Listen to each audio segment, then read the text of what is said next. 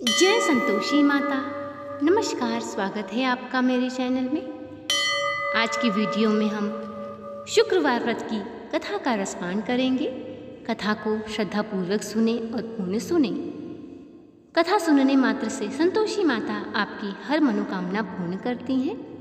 Channel पे यदि आप नए आए हैं तो चैनल को सब्सक्राइब करें, वीडियो को लाइक और शेयर करें, बेल आइकन को प्रेस करें जिससे कि सभी वीडियो की नोटिफिकेशन आप तक पहुंचेगी करती हैं। अब आइए सुनते हैं व्रत कथा। एक बुढ़िया थी, उसके 7 बेटे थे। 6 कमाने वाले थे जबकि एक निकम्मा था। बुढ़िया 6 बेटों को रसोई बनाती, भोजन करवाती और उनमें से जो कुछ जूठन बचता वो 7वें को दे देती। एक दिन वह पत्नी से बोला, देखो मेरी माँ का मुझ पर कितना प्रेम है। वह बोली, क्यों नहीं, सबका जूठा बचा जो तुमको खिलाती है। वह बोला, ऐसा नहीं हो सकता, मैं जब तक आंखों से ना देख लूँ मान नहीं सकता।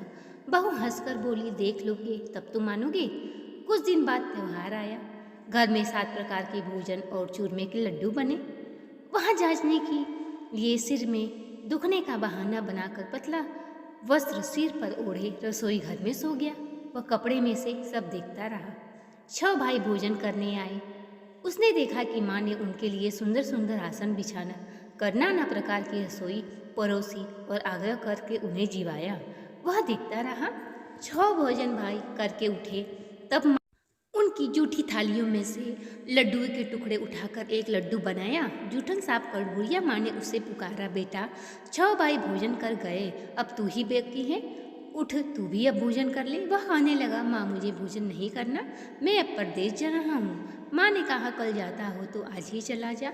वह बोला, हाँ माँ मैं आज ही चला जा रहा हूँ। यह कहकर वह घर से निकल गया। 7वें बेटे का परदेश जाना चलते चलते समय पत्नी की उसे याद आई और वह कहने लगा, अब मैं परदेश जा रहा हूँ। और कहने लगा कि मैं जाऊँ परदेश को, आऊँगा कुछ काल, तुम रहियो संतोष से धर्म अपनो पाल। वह कहती है, जाओ पिया आनंद से, हमरो सोच हटाए, राम भरोसे मैं रहूँ, ईश्वर तुम्हें सहाय। यह कहकर वह कहता है कि यह अंगूठी ले लो और अपनी कुछ निशानी मुझे दे दो। तब वह कहती है कि मेरे पास क्या है, ये गोबर भरे हाथ है। यह कहकर उसकी पीठ पे गोबर के हाथ की थाप मार देती है। अब वह वहाँ से चल देता है। चलते चलते दूर देश में पहुँचता है। वहाँ पर एक साहूकार की दुकान थी। वह कहता है, सेठ मुझे नौकरी पे रख लो। साहूकार कहता है कि ठीक है, परंतु वह पूछता है कि तनख्वाह क्या दोगे। साहूकार कहता है, काम देखकर दाम मिलेंगे।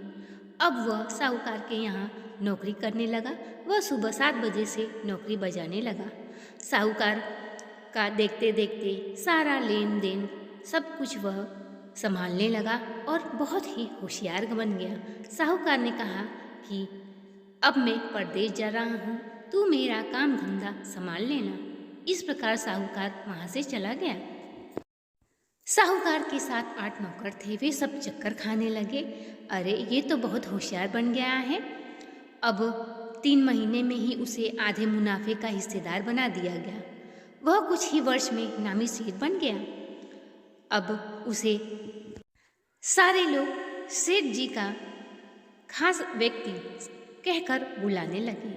अब यहाँ उसकी पत्नी को उसके सास ससुर दुख देने लगे। सारी गृहस्थी का काम करवाते उसे लकड़ी लेने जंगल में भेजते। इसी बीच घर से आटे से जो भूसी निकलती उसकी रोटी बनाकर रख दी जाती और फूटे नारियल की नरेली में पानी रख दी जाती। एक दिन वह लकड़ी लेने जा रही थी कि रास्ते में बहुत सी स्त्रियां संतोषी माता का व्रत करती दिखाई दी। संतोषी माता का व्रत वह देखने लगी और पूछने लगी कि यह किसका व्रत है। बहनों, तुम किस देवता का व्रत करती हो और उसके करने से क्या फल मिलता है? यदि तुम इस व्रत का विधान मुझे समझाकर कहोगी तो मैं भी तुम्हारा बड़ा एहसान मानूंगी। तब उनमें से एक स्त्री बोली कि सुनो, यह संतोषी माता का व्रत है। इसके करने से निर्धनता और दरिद्रता का नाश होता है और जो कुछ भी मन में कामना होती है सब संतोषी माता की कृपा से पूरी हो जाती है। तब उसने उस व्रत की विधि पूछी। संतोषी माता का व्रत की विधि वह भक्ति हीन स्त्री बोली कि 1.25 आने का गुड़ चना लेना, इच्छा हो तो 5.25 आने का लेना या 1.25 रुपये सहूलियत के अनुसार लाना। बिना परेशानी और श्रद्धा व प्रेम से जितना भी बन पड़े सवया लेना। प्रत्येक शुक्रवार को निराहार रहकर कथा सुनना और इसके बीच क्रम टूटना नहीं चाहिए। लगातार नियम पालन करना। सुनने वाला कोई भी न मिले तो घी का दीपक जलाकर उसके आगे जल के पात्र को सामने रखकर कथा कहना। जब तक कार्य सिद्ध न हो नियम का पालन करना और कार्य सिद्ध हो जाने पर व्रत का उद्यापन करना।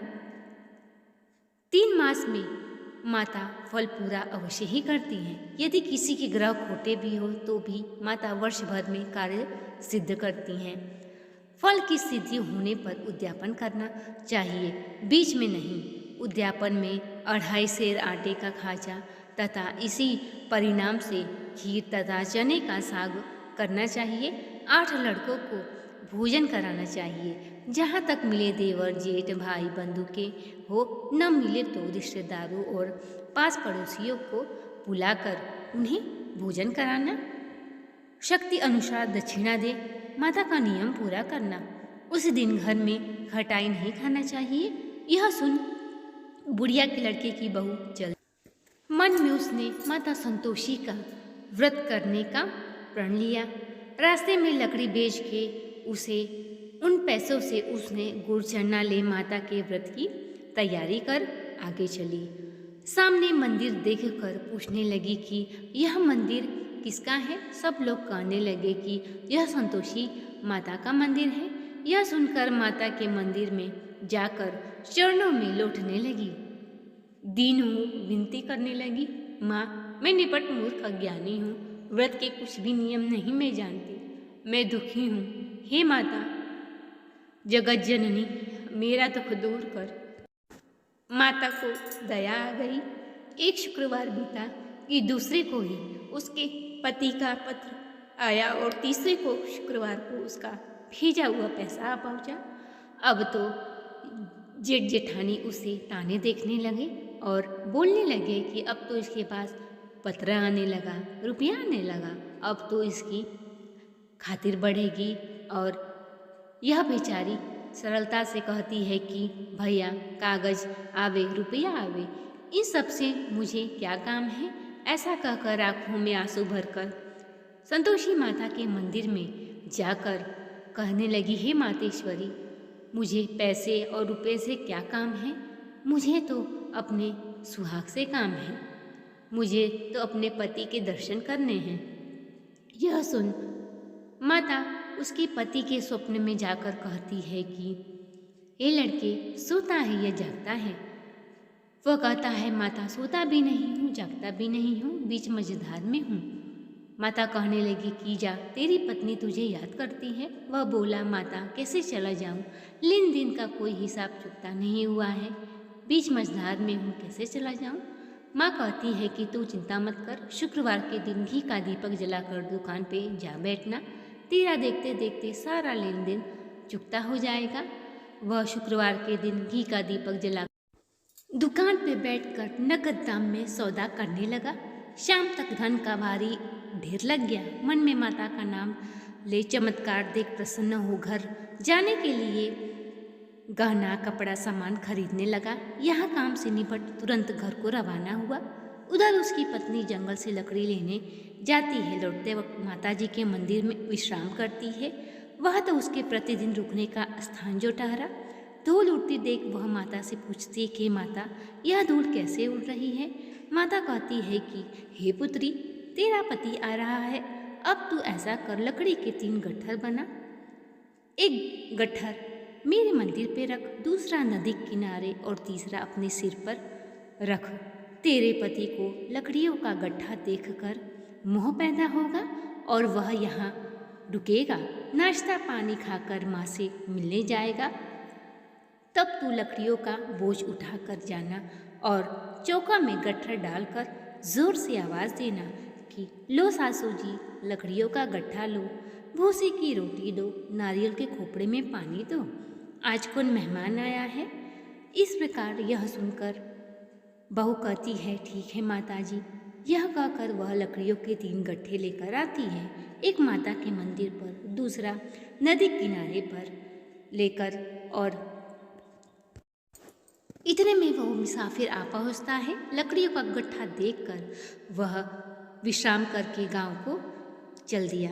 उसी समय सिर पर लकड़ी का गट्ठा लेकर वह उबली हुई आती है और लकड़ियों का भारी बोझ आंगन में डालकर जोर से 3 आवाज़ देती है, लो सासू जी, लकड़ियों का गट्ठा लो, भूसी की रोटी दो, आज कौन मेहमान आया है। यह सुनकर उसकी सास बाहर आकर अपने दिए हुए कष्टों को भुलाने हेतु कहती है कि बहू ऐसा क्यों करती है, तेरा मालिक ही तो आया है, आप बैठ, मीठा भात खा, भोजन कर, कपड़े गहने पहन। उसकी आवाज़ सुन उसका पति बाहर आता है, अंगूठी देख व्याकुल हो जाता है। माँ से पूछता है कि यह कौन है। माँ कहती है, ये तेरी पत्नी है, पूरे दिन भटकती फिरती है, दिन में 4 बार आकर खा जाती है, घर का कोई कामकाज भी नहीं करती। यह सुन वह कहता है, माता मैंने इसे भी देखा और तुम्हें भी, अब मुझे दूसरे घर की चाबी दो तो मैं इसमें रहूँगा। वह दूसरे घर की चाबी लेकर सारा सामान जमाता है, राजमहल जैसा ठाट बाट बन जाता है। अब पत्नी कहती है कि मुझे शुक्रवार व्रत का उद्यापन करना है। पति कहता है, खुशी से कर ले। वह शुक्रवार व्रत की उद्यापन की तैयारी करती है और अपने जेठ जेठानी के लड़कों को भोजन के लिए कहने जाती है। जेठानी अपने बच्चों को सिखा देती है कि तुम भोजन के तुरंत बाद खटाई मांगना, खटाई ना मिले तो पैसे मांगना। यह सुन जेठानी के लड़के भोजन करने आते हैं। वह कहते हैं कि हमें खटाई खाने को दो। भोजन करने के उपरांत वह कहती है कि खटाई किसी को नहीं मिलेगी, यह संतोषी माता का व्रत का उद्यापन है, इसमें खटाई नहीं खाई जाती। वह कहते हैं कि पैसे दो। बहू को यह पता नहीं था, वह पैसे दे देती हैं। वह तुरंत ही दुकान से खटाई खरीद कर खाने लगते हैं।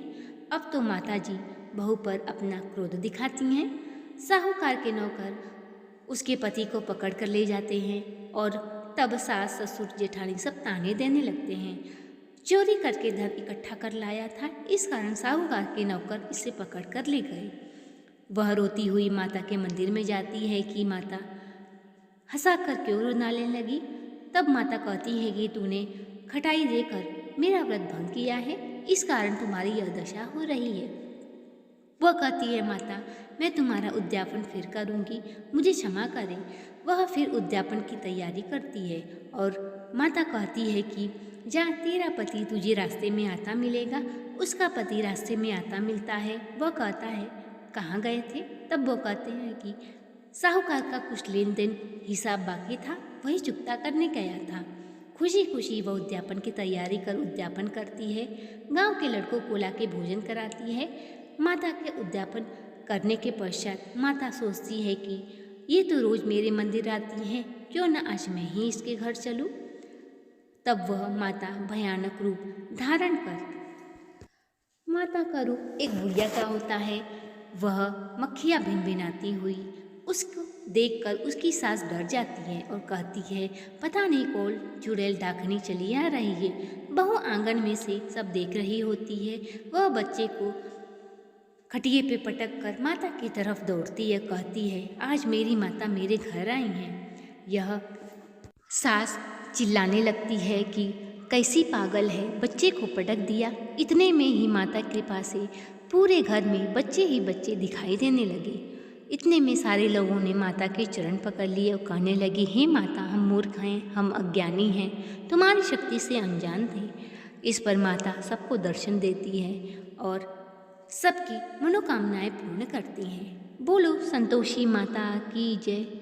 तो ये था आज का वीडियो पसंद आया हो तो चैनल को सब्सक्राइब, वीडियो को लाइक और शेयर करें, कमेंट बॉक्स में माँ संतोषी का जयकारा लगाएं। मिलते हैं अगले वीडियो में, तब तक के लिए नमस्कार।